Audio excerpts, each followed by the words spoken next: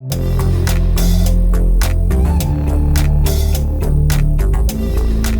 my name's Carol Sowden. My name is Anne Barras. I'm Mel Dewey and I'm from TCL Art Collective.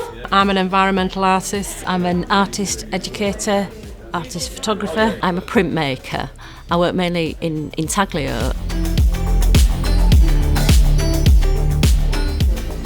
It's had a huge impact. I wouldn't be here. I wouldn't be practising as an environmental artist if there wasn't that research put in. I did take part in some of Sam's research.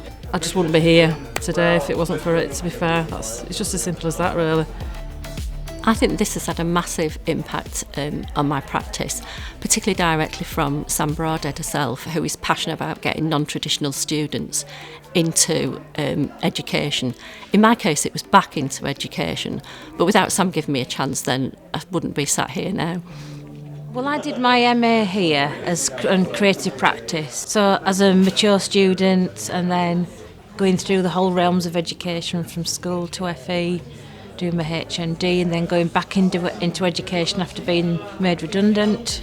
So seeing the value of being a mature student. So the research, I guess, behind the purpose of that sits with what I do every day as an artist, as an educator, whether I'm with 7-year-olds, 16-year-olds or 75-year-olds. That's my breadth of teaching at the moment. I came back to what was then Leeds College of Art about 7 years ago, and I did the Access course. I subsequently did the MA course, and during all this time I've used my experience from a business life, so things like project management and time management, objective setting, to help me achieve the objectives of the modules. So it has come in, these transferable skills that we talk about have come in really useful. Probably primarily shared knowledge, whether it's skills or just being quite innovative, a practically minded person, quite good at problem solving. So shared knowledge is probably the biggest thing, and just being approachable and mindful of being around other people. I think my life experience has made my education, my journey through education, because I did the Access course here and then I did a degree course and I did the MA. So I think the fact that I had, I would say, a poor education in the end of the 70s it pushed me into achieving what I've achieved today. Once I came back into education and I found that I was moving forward and I was getting more confident, I was determined to make it worthwhile and make it count, I suppose. And over those years, it's changed me as a person. I've been exhibiting for the past couple of years, mainly around Leeds, but also this year in Sheffield. My practice now is quite general, but my overall arching practice is analogue photography.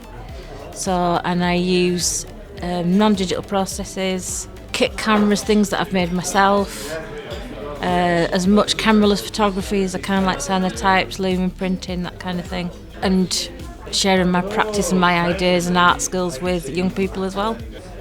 My practice now, after doing the MA, I would say is it's matured, it's very in-depth, it's very, very rich, and I know exactly where I am in my practice. I know where I stand as a practitioner, and I'm quite confident in articulating who I am as a practitioner, as an environmental artist.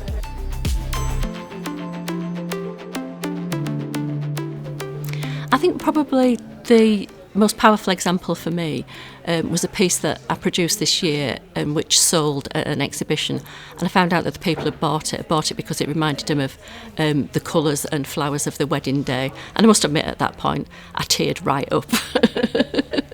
I think from my own practice, because I'm very community orientated, I'm not really a white space exhibitor, so I tend to exhibit in cafes and bars and community places, doing arts trails, that sort of thing. And I've been quite overwhelmed at times by the response of people when they've seen my work, because it's generally created in that community. whether it's my fairground work or whether it's to do with buildings that are currently being demolished or repurposed.